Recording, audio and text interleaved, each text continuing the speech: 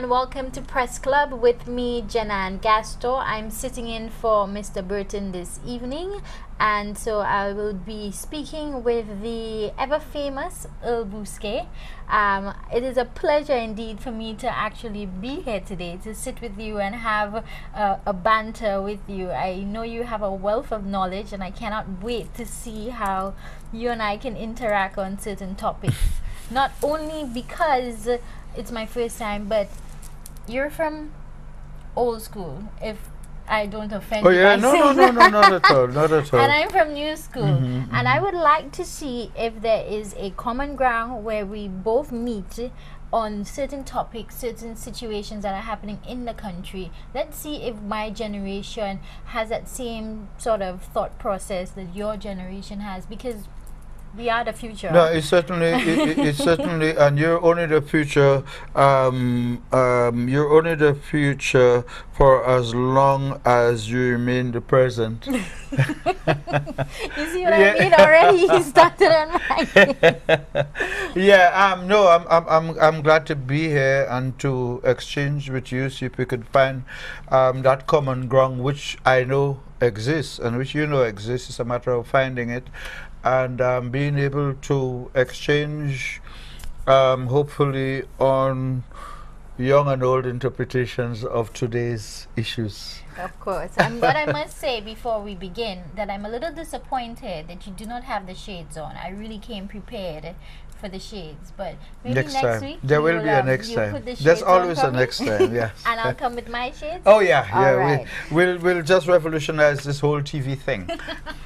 Well, let's jump straight into it. I really want to start off with the politics. Gina Cornell. She is a government worker. She came on Mr. Polio's show, Hot Button Issues, and she expressed her interest in the Grosley seat. I did a follow-up interview with Mr. Shasney. Mr. Shasney told me that, you know, he's not in the process of selecting who, and that he doesn't see anything wrong with her expressing her interest on national television, but she's a government worker. People are saying that there's a conflict of interest. I read up some, you know, some of the notes.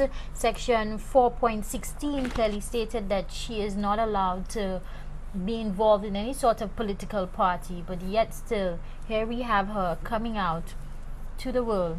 She wants to be a UWP representative for Grosley. What are your thoughts on that? I have mixed thoughts on it from the standpoint that, first of all, I've done my research. Her name is not Gina Cornell. Gina Cornell. It's Gianna, yeah, and her surname is not what is normally expressed. However, you have made one right point, and that is she has expressed an interest, but she hasn't taken the plunge. Right. And we have to distinguish between expressing an interest. I think every national, every citizen of St. Lucia can harbor an interest in any position, including a political position. I think that I'm not sure what the rules and the laws say, whether the law says that you cannot be a candidate and be a public servant, which is what I think it says, but I don't think it says that you cannot express an interest. So she has expressed an interest, but she hasn't been selected to be a runoff candidate. Mr. Spider Mortut was launched, has been launched as UWP's Grosley candidate at the last meeting, the one at which former Attorney General Lorenzo Francis was attending when he was being voted out in Castries South in a runoff. Right. That meeting was called by Mr. Mortut to launch his election. Yeah, his election campaign. Right. Yeah. So the tradition, the political tradition in the parties is that somebody who has won a seat is not challenged. Now, he hasn't won the seat, he lost it. But what we have is a different state of play, because in Ancillary Canaries, Dr. Mondesi was the last person to have won that seat. in the case of Grosley, he was the last person to have won it. Now, Miss Cornell has expressed an interest, but I do not know that she has been selected. I do not know that Mr. Mortut has agreed to subject himself to a runoff. But she has also said, that if somebody else wins, she will work for the person. Right. And she would also hope that if she wins, the person would work for her. I have mixed views on that. Okay, fair enough. So she has an interest. I'm sure we all have our underlying it has interest, been expressed. Okay? But why go on national television and express it? Can't you express that interest? Go to your whoever it is that you have to My go understanding to. Why go is on that television her and fellow, you know that you're my understanding is that her fellow colleagues at GIS were dumbfounded. First of all, she had played her cards so well that nobody could have read whether she was UWP or SLP.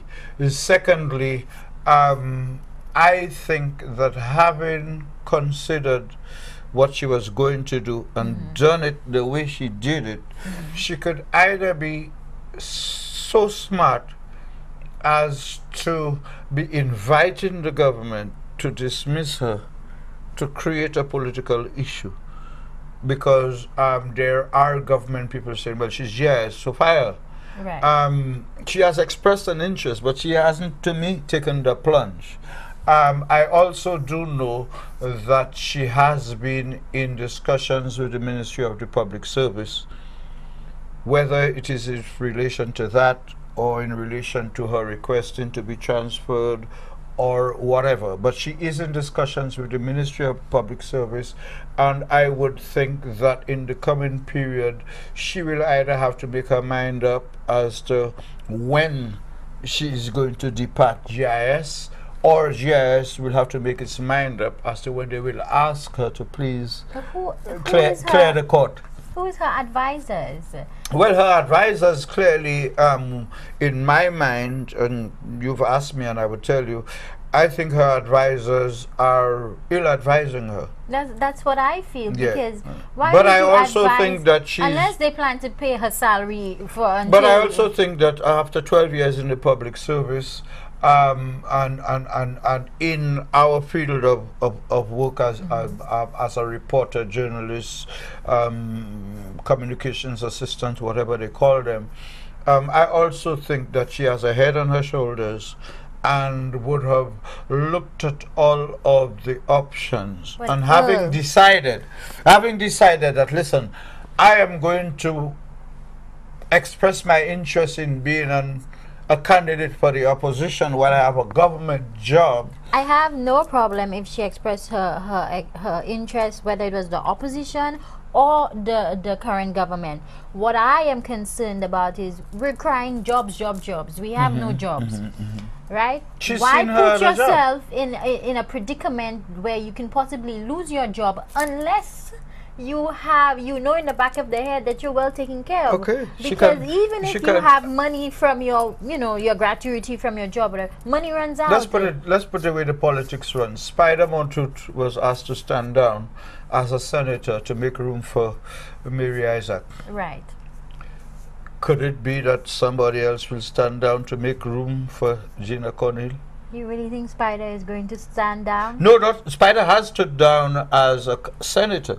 As a senator, but I'm talking about the... No, I'm talking about the next announcement we're hearing that Ms. Gina Cornell is the newest UWP senator. Well, what can I say? It's politics. No, I think that I've been around, and that is where we're exchanging in terms of the generational difference. I've been 40 years in politics, and nothing surprises me. I did happen to see and hear the end of her interview on Choice TV, hot button issue. She selected where she was going, but remember, it was a couple. She wasn't alone. It was a couple, and I found that was genuinely new in the context of St. Lucia. A couple expressing interest in running 2 seats where candidates have been selected. In the case of Castries Central, Mr. Peterson Francis has been identified as the UWP candidate. In the case of Grosley, Mr. Motut has been identified. And this couple is saying, hello, don't close the door on us. We would like to get in. I have an interest in that. One thing that I like, though, one thing that I personally like is the interest of the younger people wanting to go up.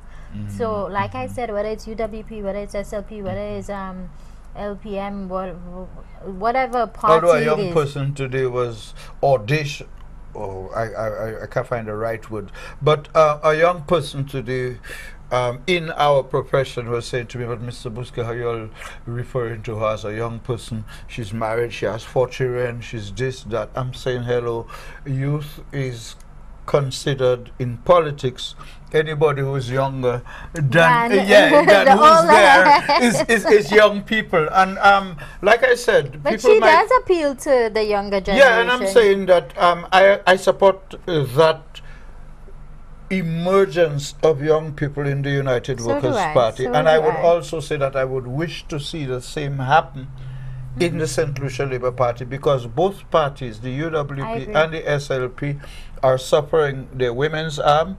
In terms of the women's arm of the UWP, just lost a very strong campaigner, Catherine Seelys, who resigned. The SLP's women's arm has remained more dormant than active. The youth sections of both parties have remained more dormant than active. And if we're talking about my generation preparing the road for yours, then we have to be grateful when we see young people, irrespective of the color, but the political color. We have some people at the heads that just do not want to open the doors for the young people. Let me tell you, I said so to Kendall twice here. When I mentioned about they're not ready to come off their pedestal. They're not ready reducing the voting age to 16, as the National Youth Council has been suggesting. I was told by friends in both parties, Buske, what you pushing there? You want young people to come and vote us out? Because both parties are aware of the danger of young people coming to realize the value of their vote. Now, why use the word danger? Yes, it's a danger to them, because what it means is that these young people coming to replace us. But it has to happen at some point in time. Yes, but nobody wants it to happen in their time. And that's why they see it as a danger. And I was saying that, listen, if we are saying that our job in politics and everything is to secure the future for the people of the future, why do young people have to wait till they get old? Thank you. You know, so I was saying on another station that we talk about Father's Day and we talk about parental responsibilities. All of those things have changed. If we want to grow our children in the way that we were grown, then they will forever be tomorrow's people living yesterday. But my advice, and I've said it openly, folks, grow up with your children. Grow with your children. Know what they like, know what they dislike. Understand why they like what they like. Understand why they dislike. And when it comes to the politics, understand why they could never be on our level. When we get to understand that, we will better understand how we can shape that future, which we know is not going to be ours, but which we still not prepared to help, to let the young people help us shape for them. But I suspect we're due for a break. Yeah. All right. So we will go to a commercial break, and when we come back, more Press Club